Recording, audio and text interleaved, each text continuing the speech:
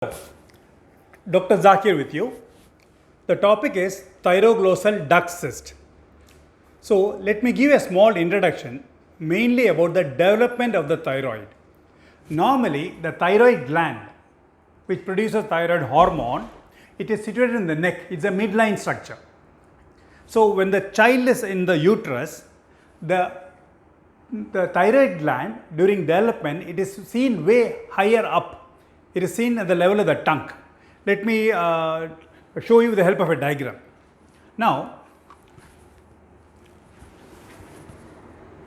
see, suppose this is a tongue which is otherwise called as a glossum. It has got an anterior 2/3 and the posterior 1/3. The thyroid gland is situated at this level and it has to shift down during development. It migrates from there down into the neck, and when it reaches the neck, it forms two lobules, one on this side, one on this side, to form the thyroid gland. So this is the thyroid gland, and when the development is complete and the thyroid gland has reached its position, the connection between the thyroid and the glossum, thyroglossal, the duct has to degenerate. It goes off.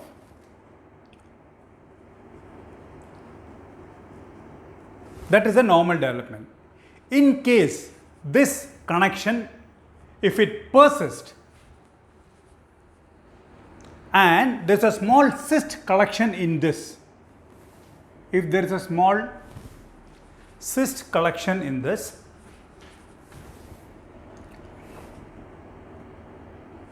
that is called as the thyroglossal duct cyst. Cyst is nothing but it is same like the water filled balloon.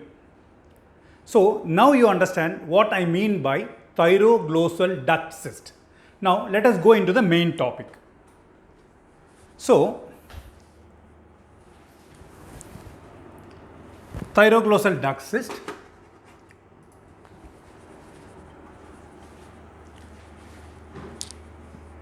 So as I have mentioned,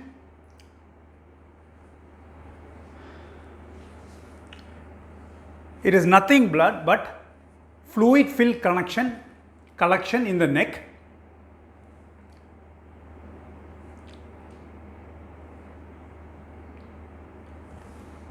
above the voice box. It's formed from the tissue that is left over from the development of the thyroid gland. Hope now you understood. It is usually seen, it presents itself in adulthood, say above the age of 15 or 18, and it's equal in both sexes, whether it's male or female, it's equal distribution. Now, the common site of presentation, it can be any of these four. So the duct, this is the thyroid gland, this is the tongue. So the duct persists between the thyroid gland and the tongue. So anywhere between these two, in relation to the hyoid bone or the voice box, you can have a duct collection. Suppose it is just below the tongue, it's called sublingual. Suppose it is just above the hyoid bone, this bone, it's called a suprahyoid. And if it is below, it is called the infrahyoid. And if it is in front of the voice box or the larynx, it is called the prelaryngeal. So this is classified as per the sites. The common complaint will be a small midline neck swelling which increases in size, especially when it is infected, and that is a common presentation. Sometimes because of repeated infection, there will be a small fistula hole formation in the neck and it starts discharging too. That is a common presentation. Now when we examine the patient, we see that there is a small swelling here, and we will ask the patient to do this maneuver. We will ask him to open his mouth, keep it open, not to close it, and keep on repeatedly protrude the tongue and retrude the tongue like this. So what happens, since the thyroglossal duct cyst is connected to the tongue, each time you protrude the tongue, this swelling goes up. When you retrude the tongue, this swelling moves down. So this will confirm our clinical diagnosis clinically you can say this is a thyroglossal duct cyst. Now, sometimes what happens, it can present as a painful swelling because it may be infected. And when you shine a small torch, you have a transillumination also. So, this is one patient where the whole upper anterior part of the neck is swollen because of the secondary infection. And the second picture shows that because of the repeated infection, there is a small fistula formed and it discharges each time there is an infection. Now, coming to the complication, if suppose the patient is not getting operated and we just leave it like that, what are the complications? Complications are each time that cyst can get infected, and there is a small percentage possibility that there can be carcinoma, it can develop carcinoma also. Coming to the investigation, the first basic investigation will be, we will start with the ultrasonography of the neck, and to reinforce the diagnosis we can do a CT scan or MRI. The imaging modality of choice will be MRI scan, which will show the cyst properly. The cyst collection can be seen. There is one more important test to be done, there is a thyroid scan to be done. Why? Because the embryology part I have already explained. Maybe the cyst, that is the only functioning thyroid and there is no proper thyroid gland in the neck. So, in case we have not done a thyroid scan and that is the only functioning thyroid and we have removed that by surgery, then the patient can develop with hypothyroidism and lifelong they have to take the L-throxine tablet. So, just to reconfirm and pass on the message to the patient that the only gland, functioning gland, we have to do a thyroid scan also. That will identify a normal functioning thyroid gland and it will show whether the present swelling, it has got thyroid tissue or not. So, these are the investigations usually done. So, this is a CT scan of a patient which will show, and here you see this is a thyroglossal duct cyst. This is a video which I have taken, and same thing you can see in this part here also. This is the one. Now, once we have decided that we have to do surgery, we admit the patient, we will take a concern from you. The concern, in that hospital concern paper, the diagnosis will be written and the surgery to be done. Surgery will be complete excision of the thyroglossal duct cyst, which is named after cyst trunk. So, it is called as a cyst trunks operation or procedure. And the complications related to the surgery also will be written, which I shall tell you. So, after going through the concern, read the whole paper, documents, you have to sign it, write your name and the date too. Same thing will be done by the witness also who has come with you and the doctor.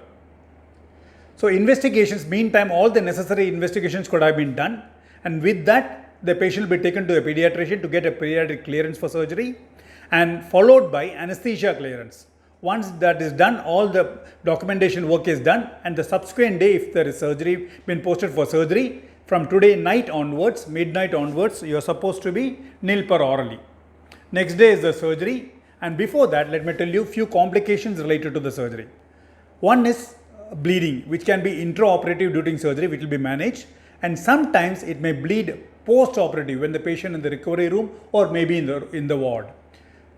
Usually, we try to prevent this by giving a small drain so that if there is any collection, it comes out. In case it is significant collection, the patient need to be taken once again to the operation theatre and general anesthesia to be given, and we have to control the bleed. That is one possibility, one complication. Second will be there be an infection of the site. Third, suppose there is a only functioning thyroid and that is removed, then it can lead to hypothyroidism. And one of the main complication of this is there is a high recurrence rate for this condition. Why? What happens is, when I tell you the surgical procedure, you understand why.